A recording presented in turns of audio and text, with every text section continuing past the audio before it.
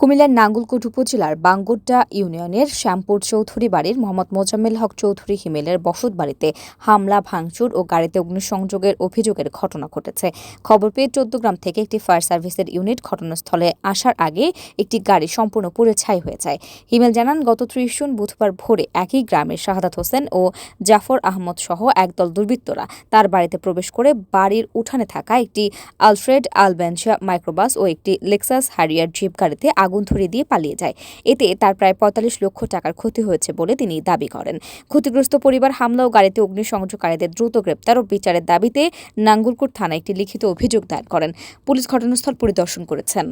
গাড়ি পোড়ার পিছনে কারণ একটাই, যাদের স্বার্থে আঘাত পড়ে, যারা প্রকাশ্য দিবালোকে আমাকে হুমকি দিচ্ছে, যারা প্রকাশ্যে আমার গেট ভাঙছে।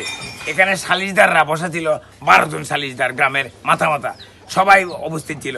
সালিশদাররা থাকা অবস্থা আমার গেট ভাঙছে, আমার ছেলের গায়ে হাত দিছে, আমার স্ত্রীকে শ্লীলতাহানির চেষ্টা করছে। সম্ভবত ফজর নামাজের সময় আমার ছেলে, আমার হাজবেন্ড, আমরা সবাই ঘুমিয়েছিলাম।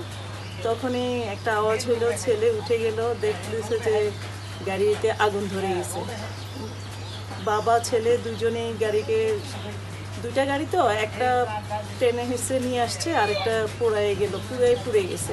৩-৪ জন লোক মুখোশধারী পিছনে ছিল। আমার হাজবেন্ড দেখেও চিনতে পারে নাই আর কি। আর আমাদের তো ধরেন আমরা গ্রামে আসছি, পৈতৃক সম্পত্তি শ্বশুরের, এগুলি আমরা অনেক বছর আসি না গ্রামে, তো এগুলি আমরা একটু দেখাশোনা করব। ঈদের সময় বাড়িতে আসছি, পৈতৃক সম্পত্তিটা একটু বুঝে নিব।